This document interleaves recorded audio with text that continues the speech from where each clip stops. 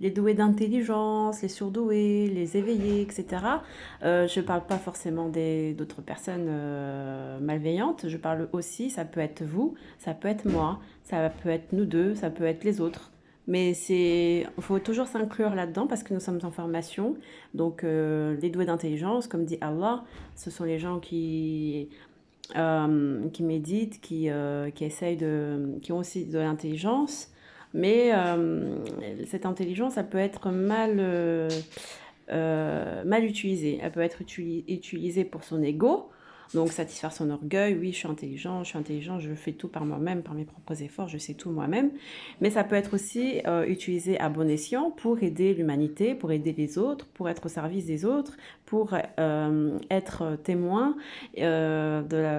du pouvoir immense d'Allah et être voilà, le serviteur bien-aimé d'Allah. Voilà, c'est ça. Il y a plusieurs façons d'utiliser son intelligence et Allah nous invite toujours à utiliser notre intelligence pour le servir et pour servir les autres, pour servir la création, pour servir l'humanité et voilà, révéler la lumière et l'immense pouvoir d'Allah, c'est ça, dans le bien fondé de l'intelligence. Mais l'intelligence malveillante, c'est une intelligence qui va servir son ego, sa passion, ses envies, son orgueil.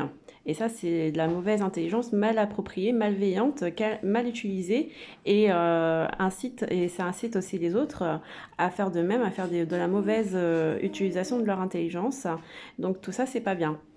Mais quand je vous donne des cours, et quand on se donne des cours, parce qu'on est tous ensemble, on est tous en train de se donner des cours, quand je vous pose des questions, parce que des fois je ne sais pas non plus, donc vous me donnez également des informations et vous me donnez également des cours, donc alhamdoulilah rabbil alamin, ce n'est que bénéfice pour le professeur et pour l'enseigné, et l'enseigneur, de toute manière, c'est le plus grand, c'est Allah, c'est lui qui nous enseigne à tous. Donc le Mahdi, le Hadi, le bien guidé, le guide, c'est le suprême, c'est Allah. De toute façon, ça, faut bien le comprendre.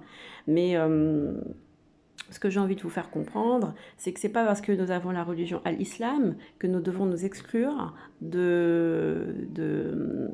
travers de l'ego, de l'orgueil, etc. Nous sommes bien dans une génération actuellement, dans une période où le gros travers, le culte de l'ego, de l'orgueil, etc., a tout son sens actuellement. Et c'est une maladie qui atteint tout le monde, l'humanité entière.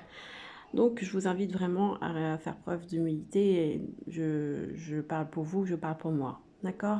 Alhamdulillah, Rabbil Alamin, salam alaikum.